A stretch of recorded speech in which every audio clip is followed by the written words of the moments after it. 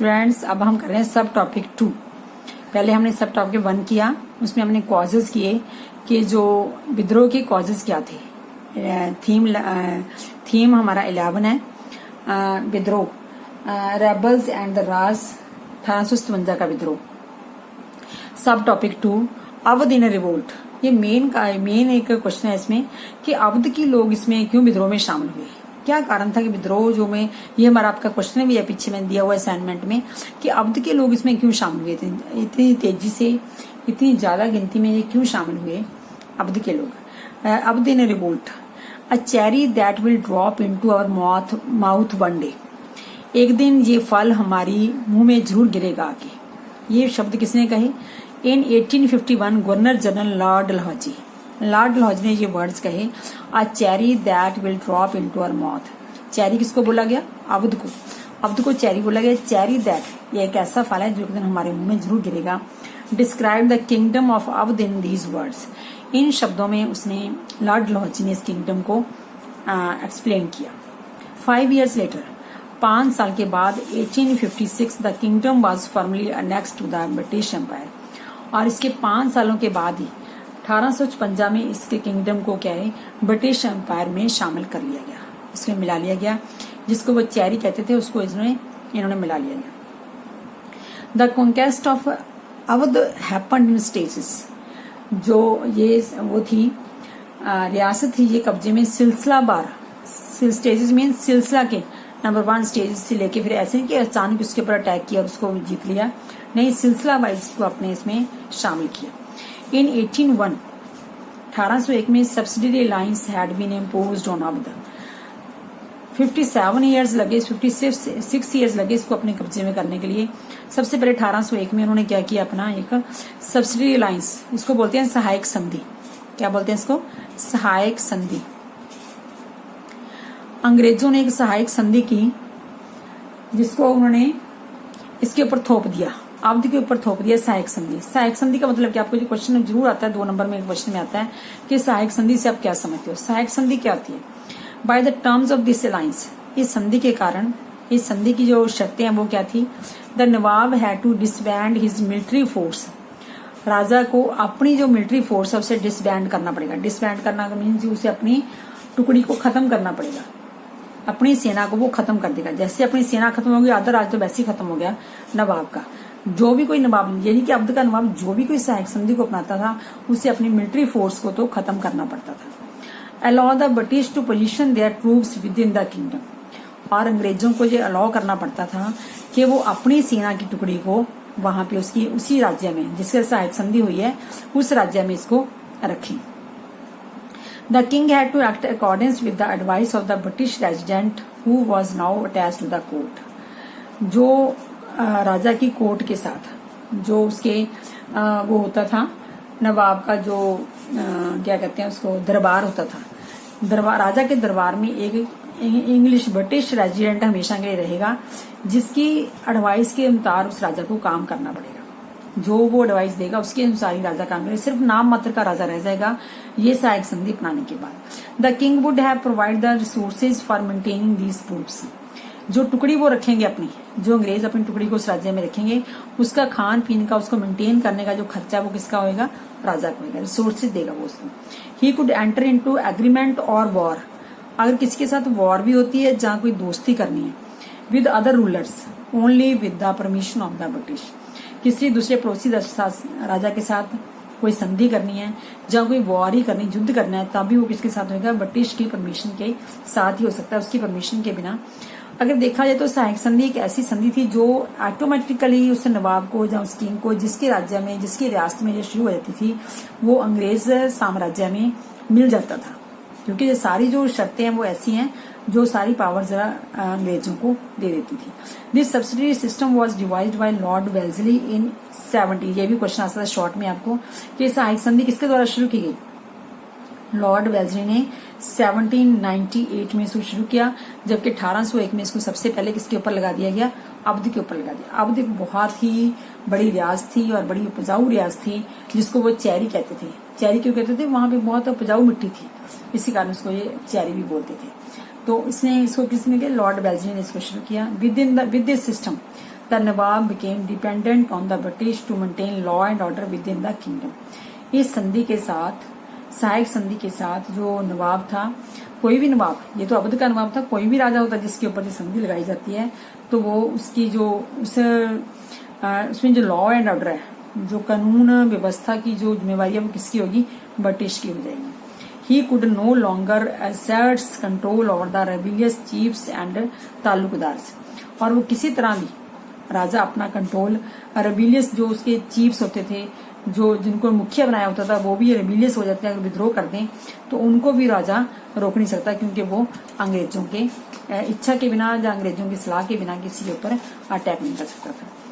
British were interested to acquire Awadh. अब ये भी कारण है कि उसको चेरी क्यों कहते थे। British were interested to acquire Awadh, they felt the soil was good for producing indigo and cotton. उन्हें लगता था कि जो इसकी मिट्टी है, अवध की मिट्टी है, वो इंडिगो और कॉटन की पैदावार के लिए बहुत अच्छी है, इसलिए वो जल्दी से जल्दी इसको एक्वायर करना चाहते थे। बाय अर्ली 1850s, 1850 तक, moreover all the major areas of India had been conquered. भारत के सारे मुख्य जो एरियाज थे वो उन्होंने 1850 तक अपने कब्जे में कर लिए थे। The Maratha land, the Doab, Karnataka, the Punjab and Bengal. Karnataka को पता है महाराजा रंजीत सिंह से उन्होंने कब ले लिया था? 1849 में। नियर अबाउट 1850 में उन्होंने, अंग्रेजों ने पंजाब को एक्वायर कर लिया था। The take over of Awadh in 1857 was completed. Take over of Awadh 1856 में देखा जाए तो 1801 में ही उन्होंने अपने कब्जे में ले लिया, पर ओरिजिनली जो देखा जाए तो राजा को उतारने का काम उन्होंने कब किया? 1856 में। द लाइफ, दूसरा पॉइंट है हमारा, the life was gone out of the body. जिंदगी शरीर से बाहर चली गई। Life was gone out of the body. Lord Dalhousie's annexation created disaffection in all the areas and principalities that were annexed and nowhere were so than in the kingdom of Avda। Lord Dalhousie की जो annexation की नीति थी, जिस तरह से सबको अपने कब्जे में किया था, सब लोगों में डिसअफेक्शन थी, सब लोग क्या संघर्ष के लिए तैयार थे, बट सारी रियासतें, बट जो उन्होंने जो अवध की किंगडम थी वो कुछ ज्यादा ही था। Nowhere more so than in the kingdom. जितना असंतोष अवध में था वो किसी और रियासत में इतना ही था जितना अवध में था।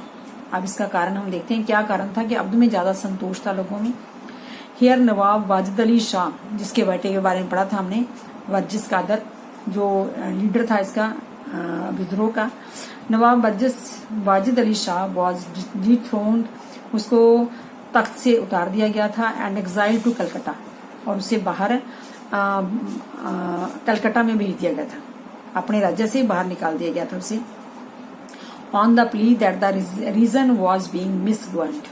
ये कारण दिया गया कि उसने अपने एरिया में जो उसकी मिसगवर्नड है, मिसगवर्नड तो होगी क्योंकि सारा कब्जा तो उनका कर रखा था सहायक संधि लगा के, मिसगवर्नमेंट तो उनके द्वारा फैलाई गई थी अंग्रेजों के द्वारा, पर उसके ऊपर ये एक प्ली ली गई, एक कारण लिया गया उसको राजा को बाहर निकालने का, वाजिद अली शाह को। The British government strongly assumed that the Wajid Ali was a unpopular king.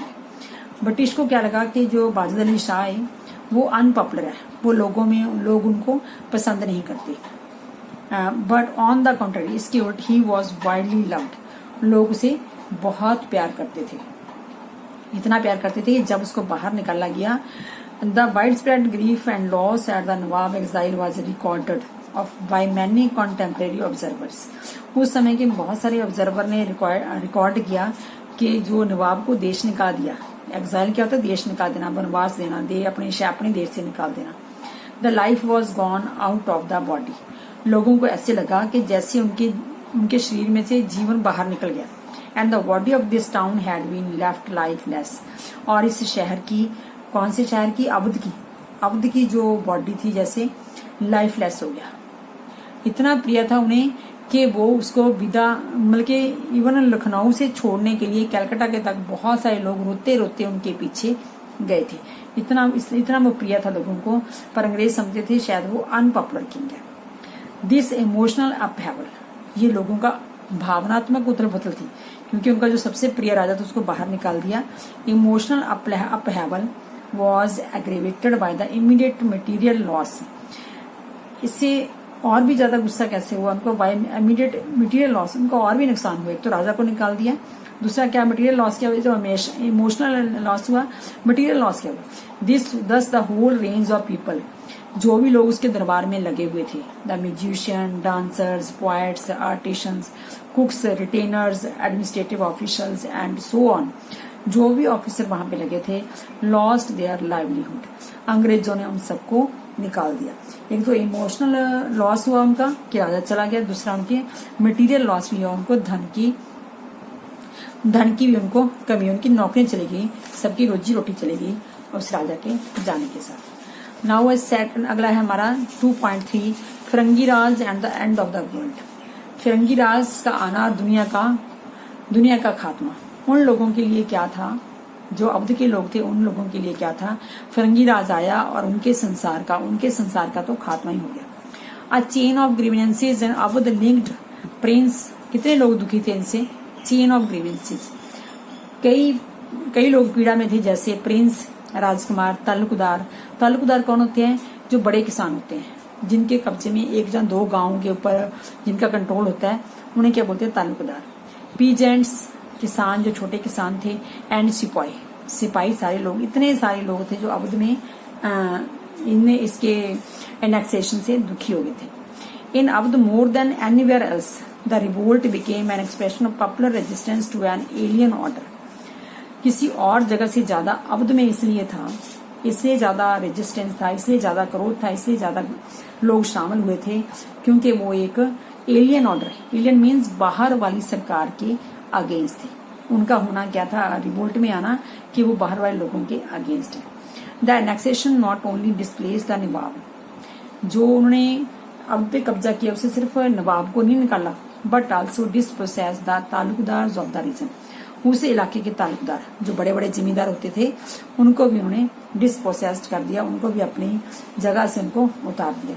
Talukdar have their states and forts, Talukdar की शक्ति कितनी थी, उनके पास अपनी जमीनें होती थी और किले होते थे, किले बनाते थे। Who for many generations had controlled the land and the power in the country side, और जो गांव के इलाके थे वहां पर उन्होंने बहुत ही कई अपनी जनरेशन से उन्होंने क्या कर रखा था, इसके वो थे मालिक थे, वो तालुकदार इसमें किया मालिक थे बहुत देर से, कई जनरेशन से, कई अपनी पीढ़ियों से, जनरेशन के कई पीढ़ियों से वो इसके कंट्रोल में थे।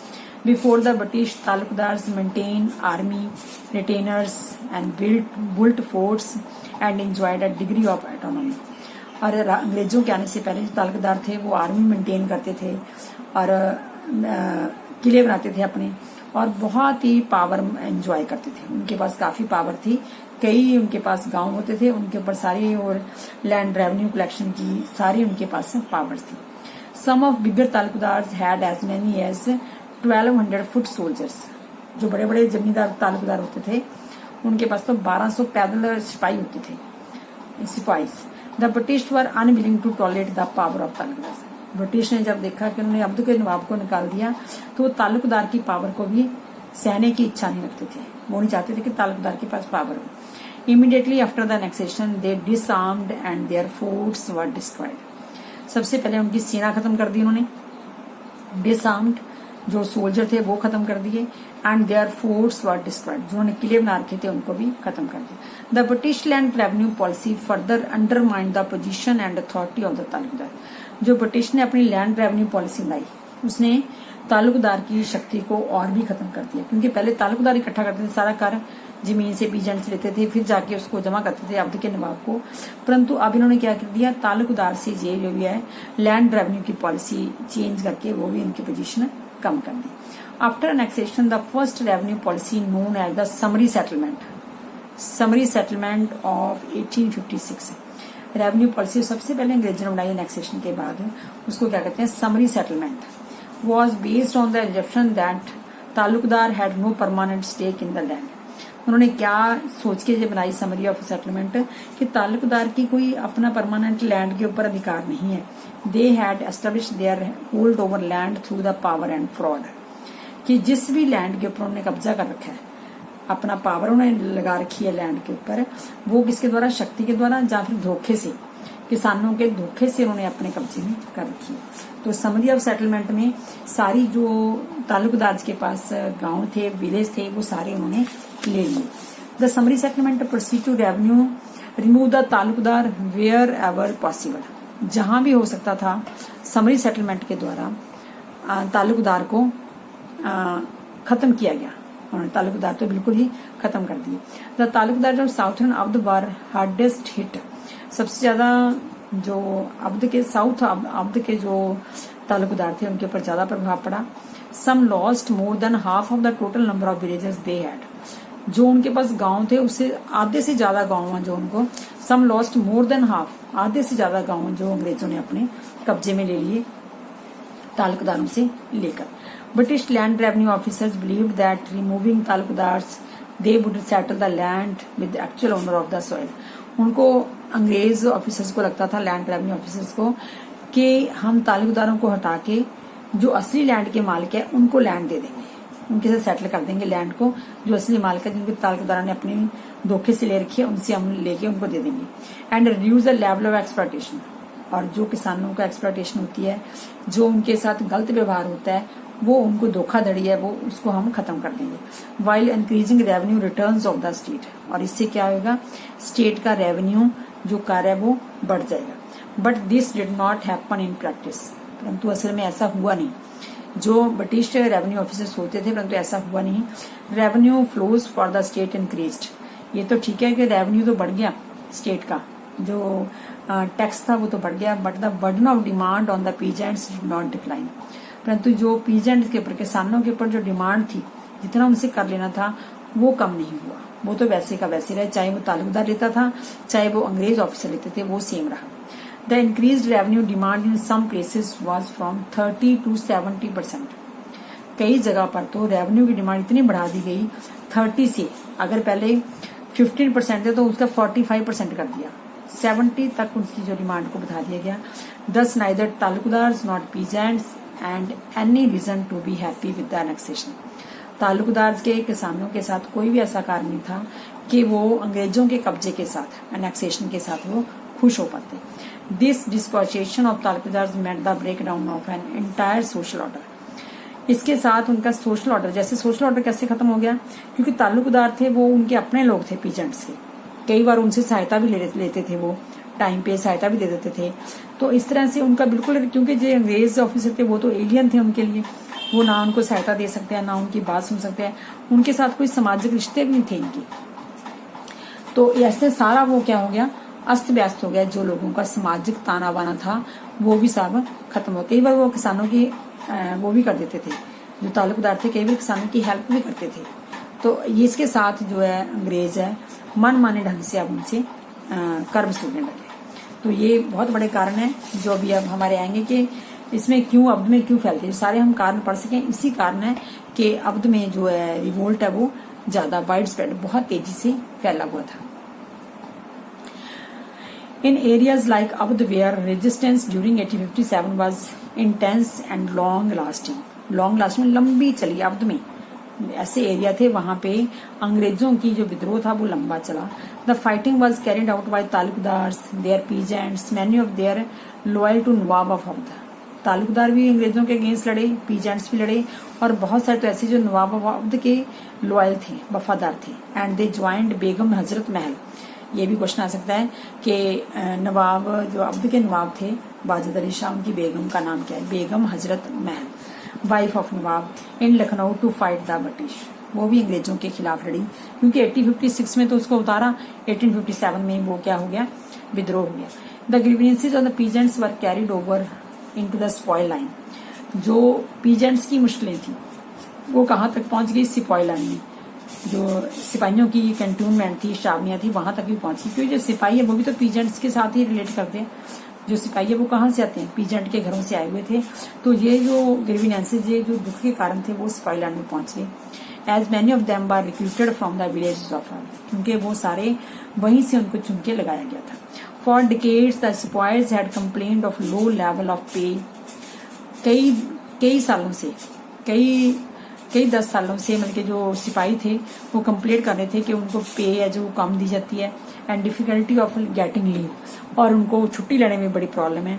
ये सारी प्रॉब्लम्स को लेकर उनको कंप्लेंट थी, शिकायतें थी। The relationship of the sipahis with their superior, जो व्हाइट ऑफिसर थे उनके, जो अंग्रेज ऑफिसर थे, उनके साथ जो रिलेशनशिप था, underwent a significant change in the years preceding the uprising of 1857। जो उनके 57 आते आते पहले 1820 तक जो उनके रिलेशन काफी अच्छे थे, पर धीरे धीरे जो रिलेशन थे उनके अंग्रेज ऑफिसर्स के साथ खराब होते गए। The officers develop a sense of security, जो ऑफिसर थे उनमें अपने आप में क्या कर लिया उन्होंने कि वो बहुत ही कि वो जो है ताल्लुकात उनके खत्म हो चुके थे। Officer develop sense of security कि हम बहुत बढ़िया हैं इनसे, जो भारतीय सैनिक है उनसे हम सुपीरियर हैं हम। And started treating the sepoys on their racial inferiors, कि उनको कास्ट के आधार पे, उनको इंडियंस के आधार पे उन्होंने उनको छोटा समझना शुरू कर दिया। Abuse and physical violence became common, thus the distance between sepoy and officers grew. जो फिजिकल वायलेंस मीन्स लोगों को पिटाई करना, मारना उनको, ये तो कॉमन ही हो गया था। इसके कारण दोनों के बीच में जो है डिस्टेंस बहुत बढ़ गया था। Trust was replaced by suspicion, जो पहले ट्रस्ट था भारतीय सैनिकों को, भारतीय सिपाहियों को, वो खत्म हो गया, शक में बदल गया। The episode of the greased cartridges was a classical example of this, जो घटना थी कार्टिस की, ग्रीज्ड जो काऊ और पिग्स की जो ग्रीज थी उसकी कार्टिस थी, इसमें तो एकदम बहुत बड़ा एग्जाम्पल है इसके शक बढ़ने में। ठीक है, it is important to note that, remember that the sepoys have close link with the rural world, as Bengal army was recruited from the village of Awadh and eastern Uttar Pradesh. ये सबसे नोट करने वाली बात है कि जो सिपाही थे उनका रूरल वर्ल्ड के साथ, गांव के साथ बहुत बड़ा संबंध था, क्योंकि वो सारे के सारे जो बंगाल आर्मी में भी जाते थे वो सारे अवध के गांव से सिलेक्ट होके जाते थे, ईस्टर्न उत्तर प्रदेश से सिलेक्ट होकर वो आर्मी में शामिल होते थे। इसलिए नेचुरली है कि उनका जो रिलेशन है वो गांव के लोगों के साथ ही सिपाहीज का था। Awadh was in fact called the nursery of the Bengal army. Nursery mean जहां से सारे जो सिपाहीज है, सैनिक है, वहां से भर्ती किए जाते हैं, इसलिए इसको क्या बोलते हैं, nursery of the Bengal army. This link between sipahi and the rural world had important implication in the course of the uprising. अब ये सबसे क्यों वो शामिल हो गए सारे, क्योंकि उनके आपस में बीच में लिंक था, सिपाहीज का और रूरल वर्ल्ड का, पीजेंट का, तालुकदार का, जमींदार का लिंक था, इसलिए वो क्या है अपराइजिंग में इनकी जो इम्प्लीकेशन, उनका शामिल होना बहुत इंपॉर्टेंट है। Everywhere peasants poured into towns and joined the soldiers। हर जगह से जो किसान टाउन्स में आए, कस्बों में आए और आर्मी के साथ जुड़ गए, क्योंकि उनके अपने बच्चे थे वो सारे आर्मी वाले भी।